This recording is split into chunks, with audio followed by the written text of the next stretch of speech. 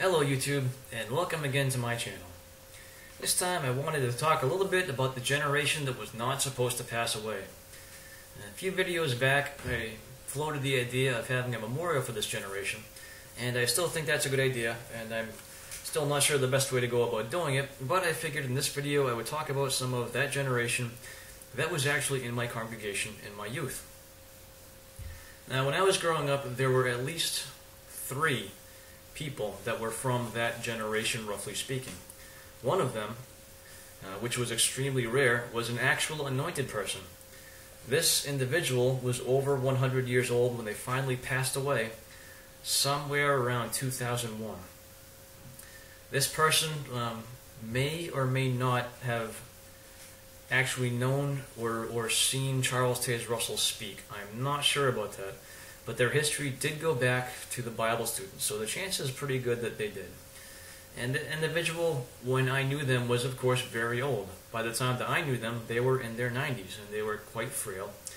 But despite that, they were always extremely active in the ministry. And literally, that was the focus of their life, despite the fact that they were very old and frail and didn't have much ability to get along. So, back then, in the 80s, it was not very common for there to be an anointed person because the belief at the time was that the calling for the anointed individuals had stopped in 1935. So if people were not baptized at that time, they were not considered to be of the anointed. Or maybe it wasn't baptized, I'm not quite sure what it was. So it was quite a rare thing, and we always thought that it was an honor for us to work in service with that person, and that person brought other individuals into the congregation. So they were a source of encouragement and almost the sort of awe for the congregation because of how rare it was. In fact, in the entire circuit, I think our congregation may have been the only one that actually had somebody who was really anointed, at least to my knowledge. I could be mistaken about that. So that was one of the people. There were 2 others. Another one actually owned the book that was in one of my earlier videos. This person was not of the anointed. However, they would tell me stories about riding around on old early 1900s cars, hanging outside of them while their parents or whatever drove the car. So they were alive in 1914, or close thereto, to see those events. They also were extremely advanced in years. They died in their 90s, I want to say in the 1990s or in the early 2000s. I don't remember exactly. They were quite old though. They went out in service a lot, but they were very particular about service. They insisted that they only go to the door by themselves. They did not like having other people with them. So that was another person that would have been of the generation that saw the events of 1914. Now there was a third, but this person, they might have been born after 1914. They were at the 1935 convention though, and they would oftentimes talk about it in their comments. And they were a very spirited person as well, very firm for spiritual things as far as Jehovah's Witnesses were concerned. They too passed away somewhere in the 90s or in the early 2000s, in their late 80s or early 90s or something.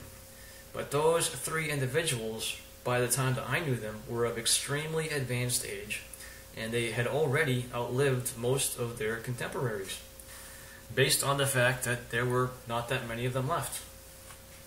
Those individuals have now all passed away. Their generation wasn't supposed to. The generation that saw the events of 1914 was supposed to last forever. So that's part of why I'm bringing this up in this video. They lived their entire lives, or the vast majority of it at the very least, with the hope of never dying and of seeing the new system. That is, with the exception of the one individual that was anointed. Their hope would have been going to heaven right away when whatever transformation took place. So all 3 of those individuals are gone. I don't really know anybody else that was from that generation, because now if you were born in 1914, you would be 101 years old. And by that age, you're way, way over the hill. So there's not very many of those people around because their generation has passed away. The end did not come. They did not get their panda bear. None of those things happened. So they spent countless decades going door to door. Perhaps some of them carried the phonographs. Perhaps some of them wore placards. Perhaps some of them marched in front of churches or whatever else they did. Perhaps some of them drove the sound cars or whatever other activities they would do at those times. No doubt some of them were at the historic events for Jehovah's Witnesses, such as the 1935 convention I just mentioned, and also the conventions in the 50s at Yankee Stadium. Perhaps some of them remembered those things. But those memories are no more, for those people are all dead. They're all gone, and truly they deserve a memorial because what they were promised for their entire life never transpired. So, holding a memorial for the generation that would not pass away is as much about remembering them as it is about understanding, accepting, and appreciating what has been done to us, and coming to the realization that we're not the first ones that have been fed this line, but we can help to break the cycle. And in fact, in our quest to work with the organization that told us about the generation that would never pass away, most of us have given up quite a bit. We perhaps, if we were raised in, or our whole entire life, no doubt, centered around Watchtower activities. All of our friends were other Jehovah's Witnesses. Most of the things that we did were Watchtower activities. We prepared for meetings, we went to meetings, we went out in field service, we placed magazines, we had Bible studies, we changed our goals in the future to align with theocratic goals. So we basically lived our life as if we were little servants for this organization. And of course we all know that when you wake up and realize what they are, they don't say, well, thank you for the time that you've put in. We're sorry that we don't see eye to eye anymore. We wish you well in the future. We know that's not the way it works. They say, you're an evil person now because you don't agree with us. Nobody that you know can talk to you, and you're going to die Armageddon unless you come back and admit that we're right and that you're a horrible, evil person. So that's basically the way it works. And part of this, too, is about getting the message out there that, in fact, Watchtower does shun. They say on their website that they don't, and they backpedal and they hide the truth, and they give a big story about what really goes on, all of which we know is patently false. In fact, one of my new friends was telling me about the assembly that they just went to, and they were telling me about the talk that was all about shunning, about disfellowshipping, and about how to treat disfellowshipped ones. So, the organization very much so shuns, they disfellowship. It's the same thing. And those of us who were witnesses for any amount of time know that to be the truth. So part of the memorial for the generation that would not pass away, at least in my opinion, should be something to enlighten the public to the fact that yes, indeed, the Jehovah's Witnesses do shun. They are told to do so by the Watchtower, and the Watchtower enforces this behavior upon them. If it were up to them, they would not do this. They're being forced to. But most of them just really don't understand the fact that they're being forced to. So those are a couple thoughts. Those are some people we can think about. Those of us who are out there, perhaps some of us also have known individuals from the generation that would not pass away, but that are now long since dead. So of the three that I talked about, I think the one that lived the longest probably died at least 10 years ago. So that generation is dead and buried. They're long gone. A lot of people that were born now and are adults never even knew that they ever existed.